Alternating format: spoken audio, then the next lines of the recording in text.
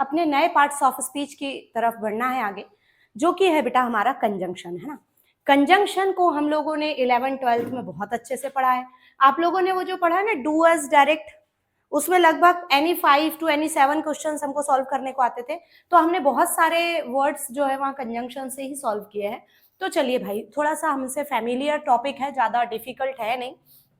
किसी भी parts of speech को जब हम स्टार्ट करते हैं ना बेटा, हमको उसकी 3 बेसिक चीजें पता होना चाहिए। 3 बेसिक चीजें क्या क्या?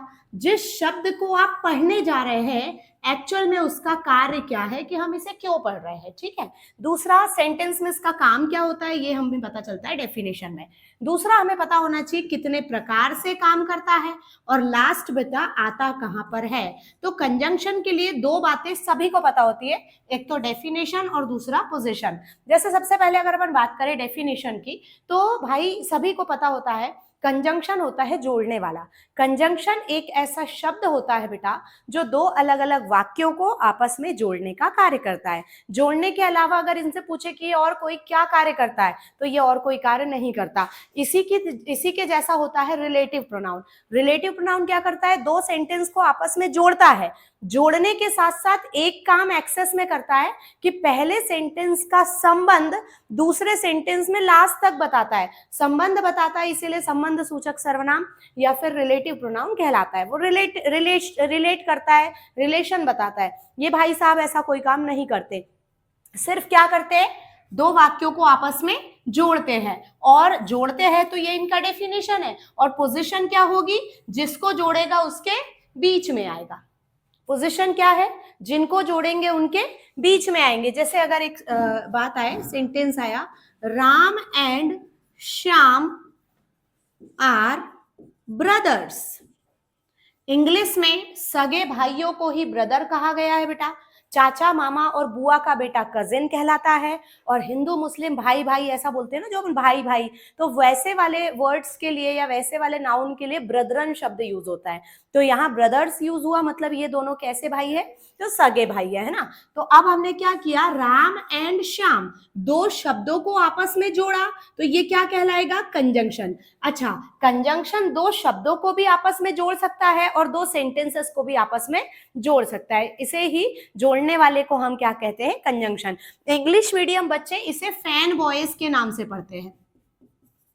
अब बोले मैडम ये क्या होता है फैन बॉयज, तो बेटा एफ यानी फॉर, ए से बनता है एंड, एन से बनता है नॉर, बी से बनता है बट, ओ से बनता है और, वाई से बनता है यट और एस से बनता है सो। ऐसे कुछ कंजंक्शंस को वो याद रखने के ट्रिक को यूज करते हैं। हमको तो लगभग सारे ही पढ़ना है, फैन बॉयज के अलावा भी और भी कंजंक्शंस हमें पढ़ने हैं। तो यहाँ पर ना हमें कंजंक्शन की क्या क्लियर हुई, सबसे पहले डेफिनेशन, व्हाट इज कंजंक्शन है क्या, हम इसे क्यों पढ़ रहे हैं, सेंटेंस में इसका क्या यूज देखने को मिलता है। तो बेटा ये एक ऐसे शब्द होते हैं जो 2 अलग अलग शब्दों को या फिर 2 अलग अलग सेंटेंसेस को आपस में जोड़ने का कार्य करते हैं। जोड़ने के अलावा ये भाई साहब और कोई भी कार्य नहीं करते हैं। अच्छा, आते कहां पर है भैया, तो जिनको जोड़ेंगे उनके बीच में, ये इनकी पोजीशन हो गई। अच्छा, अब बात करते हैं टाइप्स की, कि कंजंक्शन कितने प्रकार से कार्य करता है। तो बेटा आपको इसका एक टाइप पढ़ना है जिसे हम कहेंगे कोरिलेटिव कंजंक्शन। अच्छा, कोरिलेटिव की स्पेशलिटी क्या होती है, कोरिलेटिव हमेशा एक पेयर में होता है, पेयर में ही इसे लिखा जाता है बेटा, पेयर में ही पढ़ा जाता है। पेयर के अलावा इनका यूज किसी और दूसरे के साथ नहीं होता। अब बोले मैडम ये पेयर पेयर बोल रहे क्या होते हैं ये, तो ध्यान से सुनिएगा बेटा। जैसे एक हम कंजंक्शन पढ़ते हैं ईदर, ईदर का पेयर होता है हमेशा और वहीं पर नीदर है तो नीदर का पेयर होता है नॉर। एग्जामिनर ना पुराने समय में, बहुत पुराने समय में बोले तो 10, 12, 15 साल पहले ऐसे क्वेश्चंस देता था पेपर में, ईदर को पेयर करता था नॉर से और नीदर को पेयर किससे करता था, और से। तो ये तो गलत है, सीधे सीधे ही गलत हो जाता है ना। अच्छा, अगला हमें इसका मीनिंग भी पता होना चाहिए, या तो, ना तो। जैसे हमने बोला या तो राम या तो मोहन, ना तो राम ना तो मोहन। तो जब या तो या ना तो का आपको मीनिंग देना हो तो आप इस टाइप से यूज कर सकते हैं। अच्छा, अब हमें अगला पेयर पता होना चाहिए। जैसे आपको पता होगा बेटा बोथ हमेशा कितनी चीजों के लिए यूज होता है, 2 व्यक्ति, 2 वस्तु, 2 स्थान, है ना। अब जैसे मैंने बोला यह पेन और यह पेन, तभी दो हुए। फिर से सुनना, यह पेन और यह पेन। मैंने बीच में एक शब्द क्या बोला, और, ये जोड़ने वाला है, इसको इससे जोड़ेगा और शब्द ने, यह और ये, तब मिला के दो हुए। तो जहां हमने हिंदी में और बोला ना बेटा, हिंदी का और इंग्लिश का होता है एंड। हिंदी में जो और होता है वो इंग्लिश में होता है एंड, और हिंदी में जो या होता है वो इंग्लिश में होता है और। ये पता होना चाहिए, एंड यानी और यानी या। ठीक है, अब यहां पर आइए, बोथ कम से कम कितनी चीजों को बताएगा, दो ही व्यक्ति वस्तु स्थान के लिए हम बोथ का यूज करते हैं, तो इसका पेयर हमेशा क्या बनता है, एंड, क्योंकि एंड कम से कम दो बताता है, ये और ये कम से कम दो व्यक्ति वस्तु या स्थान बताने के लिए हम एंड का यूज भी करते हैं। अब एग्जामिनर क्या करता है बेटा, आपको ना इस एंड की जगह वो लिख कर दे देता है और। अब आप बताइए और का मीनिंग, तो या तो ये या तो ये, टोटल कितना, एक। जैसे या तो यह और या तो यह, टोटल कितना, कोई एक, पर बोथ एक नहीं बताता ना, बोथ बताता है दो, तो उसका पेयर कभी भी और ना बनकर क्या बनता है, एंड बनता है। एक क्वेश्चन हम सॉल्व करेंगे, किसी पेपर में आया है एसएससी के, ऐसा लिखा था बेटा, I will have both black और ब्लू पेन। 1 2 3 4, हाँ, ये क्वेश्चन एसएससी का पेपर उठाइए, CHSL 2015, आपको ये क्वेश्चन वहां पे मिलेगा। ठीक है, तो चेक कीजिए बेटा, I will have both black और ब्लू पेन, बताइए और की जगह, सभी का आंसर यही है, सभी का आंसर यही है, क्या, और की जगह एंड। कारण बेटा, बोथ का पेयर एंड होता है इसीलिए, है ना। अब यहां ध्यान से सुनिए, यहां पर और की जगह एंड हमको नहीं करना था, यहां हमें बोथ की जगह ईदर करना था। क्यों, ईदर और का पेयर होता है, हमने ईदर और का पेयर कर दिया, तो आपकी तरफ से आंसर आएगा मैडम बोथ एंड का भी तो होता है ना। और वैसे भी पेपर का जो क्वेश्चन सॉल्व होते हैं वो किस डायरेक्शन में होते हैं, ऐसे, पहले वाले को देखो बाद वाले को सुधारो, ऐसे ही करते हो ना हमेशा। जब भी आप एरर सॉल्व करते हो तो कैसे करते हो, सामने वाले को देखकर बाद वाले को सुधारते हो। लेकिन बेटा कंजंक्शन, स्पेशली कंजंक्शन के लिए मैं ये बात बोल रही हूं, कंजंक्शन में दोनों डायरेक्शंस में एरर सॉल्व होती है, पहले वाले को देखो बाद वाले को सुधारो, बाद वाले को देखो पहले वाले को सुधारो।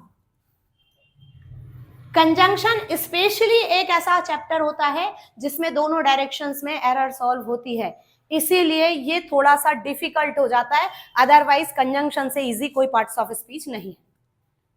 अब बताओ, बनते हुए भी आपका नंबर चला गया, पर बात ये अभी भी दिमाग में चल रही, मैडम बोथ एंड क्यों नहीं हो सकता। भाई बोथ एंड भी तो होता है ना पेयर, अगर बोथ लिखा था हमने एंड कर दिया तो हमने क्या गलत किया बेटा। बोथ कितनी चीजों को बताता है, आप यहां देखो क्या लिखा है, पेन, कितना,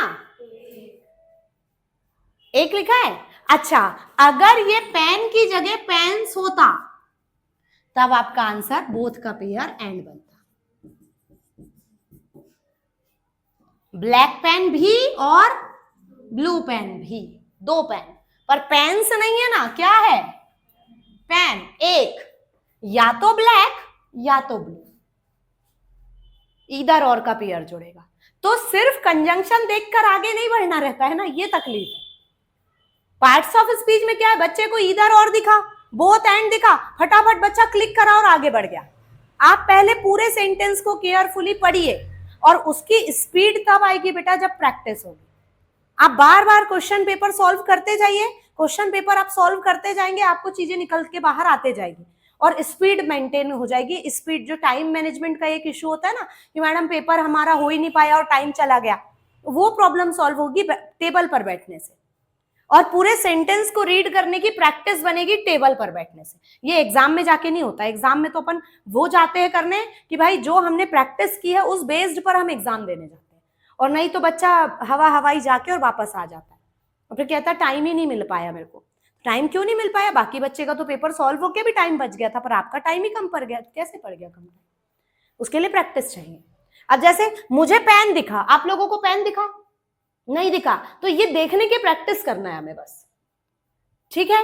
पेन, अगर पेन्स होता ना बेटा तो बोथ का पेयर एंड बनता, पेन है इसीलिए इधर का पेयर और बनेगा। तो कंजंक्शन की स्पेशलिटी है। मैंने ये क्वेश्चन इसलिए आपके सामने लाया कि भाई अवेयर हो जाओ। हमको कैसे क्वेश्चंस आते हैं, दिखने में बहुत ज्यादा इजी होते हैं, और वही क्वेश्चन ना बेटा आपका नंबर कब लेके चले जाएंगे पता नहीं होगा, क्योंकि माइनस मार्किंग भी है।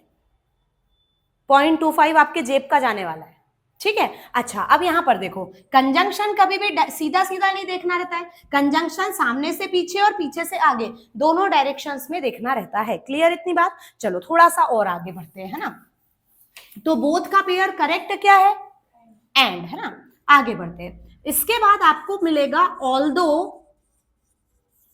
या दो। ऑल्दो या दो को हिंदी में कहते हैं, आपने एक वर्ड सुना होगा हिंदी में, यद्यपि। इतनी हिंदी हम लोग, इतनी अच्छी हिंदी बोलते नहीं है बेटा। इसको हम लोग अपने शब्दों में कहते हैं हालांकि।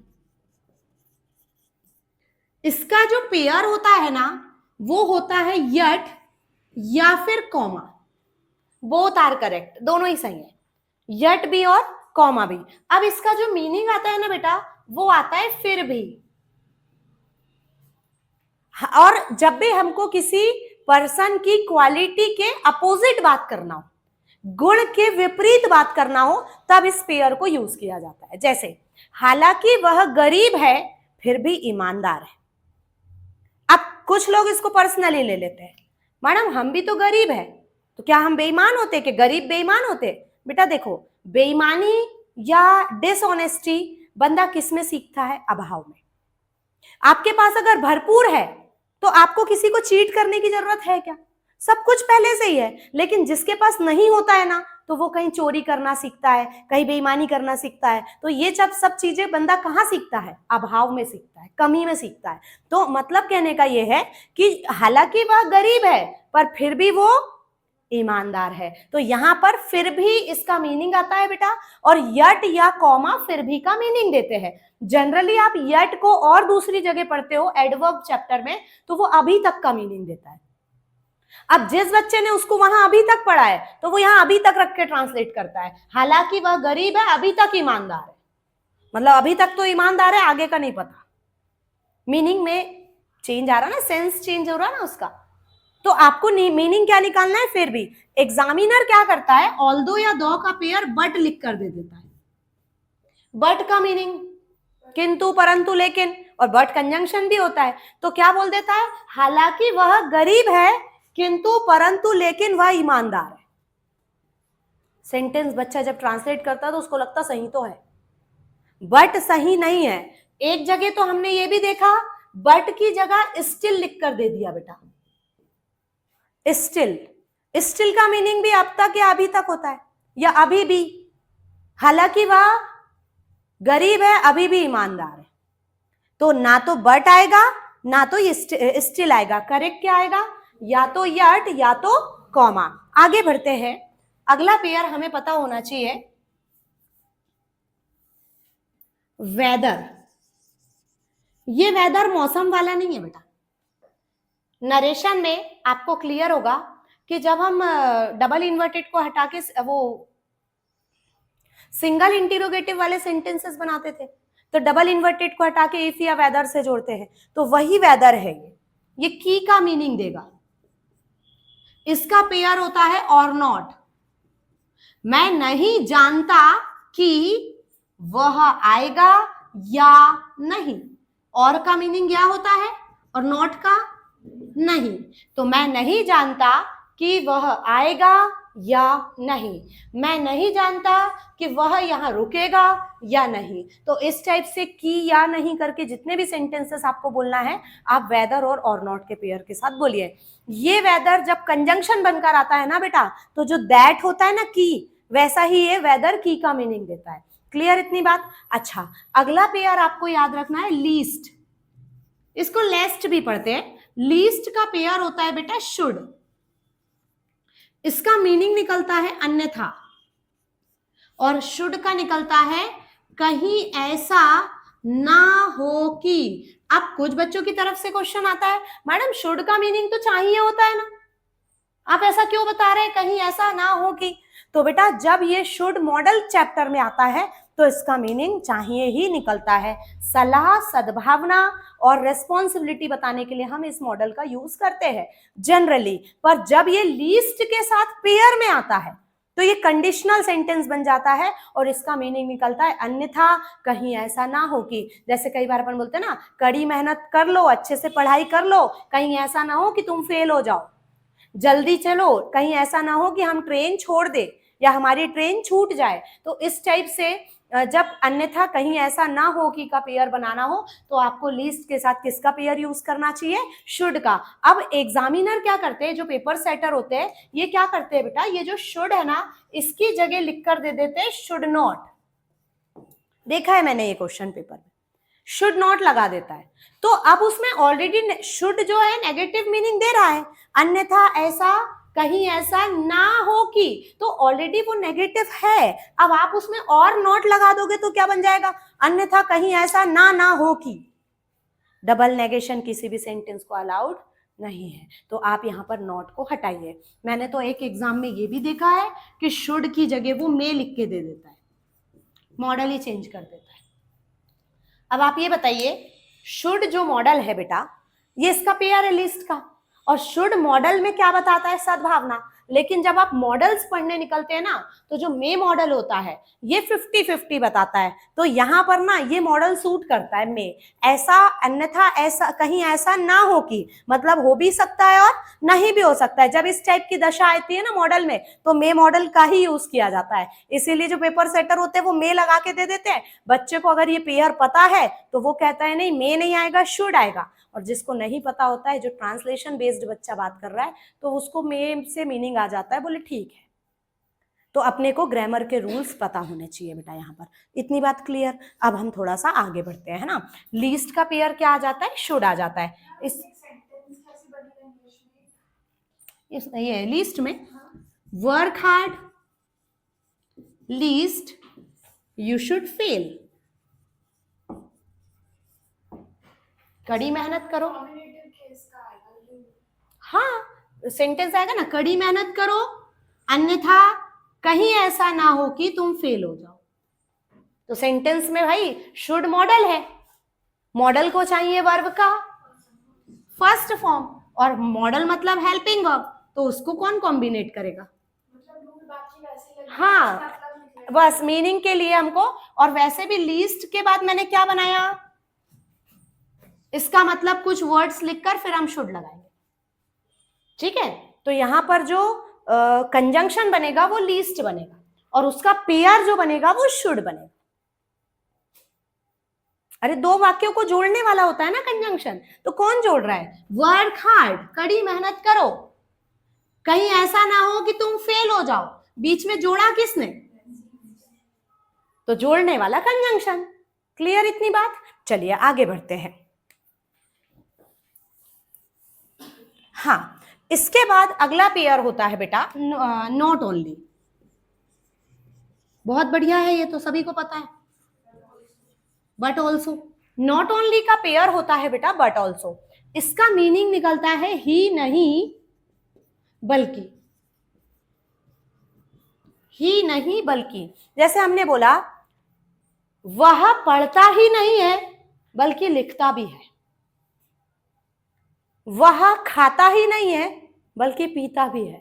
तो ऐसे ही नहीं बल्कि से जितने भी सेंटेंसेस बनाना हो, वे देरी से आते ही नहीं है बल्कि जल्दी चले जाते हैं। तो ऐसे जितने भी सेंटेंस आपको ही नहीं बल्कि से बनाना होता है बेटा, ये जो पेयर बनता है ये नॉट ओनली बट ऑल्सो का बनता है। अच्छा, एग्जामिनर क्या करता है, नॉट ओनली का पेयर होता क्या है? बट ऑल्सो, हमको लिखकर दे देता है एंड ऑल्सो। तो ये तो सीधे सीधे समझ में आ जाता है, बहुत बड़ी चीज नहीं है। एक जगह मैंने ये देखा है, आप बताइए, नॉट ओनली का पेयर बट ऑल्सो है, तो बट ऑल्सो का पेयर कौन होगा? Not only. एग्जामिनर क्या करता है, नॉट ओनली की जगह लिखकर दे देता है नॉट जस्ट, नॉट जस्ट। अब भाई सबसे पहले ना जस्ट के बारे में पता होना चाहिए। चलो भाई मीनिंग बताओ जस्ट का। तुरंत, है ना। जस्ट के दो मीनिंग आते हैं बेटा। एक मीनिंग आता है तुरंत, जैसे किसी से बोलो भैया भोजन कर लो, अभी जस्ट तुरंत खाया, अभी जस्ट तुरंत, सब एक ही साथ बिल्कुल। सेंटेंस को इतना बड़ा चढ़ा के बोलने की जरूरत नहीं होती है। आप किसी भी एक वर्ड का यूज कीजिए, जस्ट खाया, अभी खाया, तुरंत ही खाया, तीन एक ही मीनिंग दे रहे हैं और वो तीनों को आपने एक साथ बोल दिया। तो जस्ट की बात कर रहे हैं, जस्ट दो मीनिंग देता है बेटा, एक तुरंत का और एक देता है सिर्फ का। कितने बच्चों को पता था जस्ट सिर्फ का मीनिंग देता है? पुराने समय में ये एडवर्ब बहुत ज्यादा एग्जाम में आता था, आजकल नहीं आता। देखो बेटा, जब ये तुरंत का मीनिंग देगा ना, जैसे मैंने उसे तुरंत अभी देखा, किसी लड़के को मैंने अभी देखा है, तो मुझे बोलना चाहिए I have just seen him. इस जस्ट की पोजीशन हेल्पिंग वर्ब के बाद और मेन वर्ब के पहले, और ये कौन सा टेंस बन रहा है? देखो, प्रेजेंट परफेक्ट टेंस। और मैंने सिर्फ उसे देखा, मैंने कॉल वालों को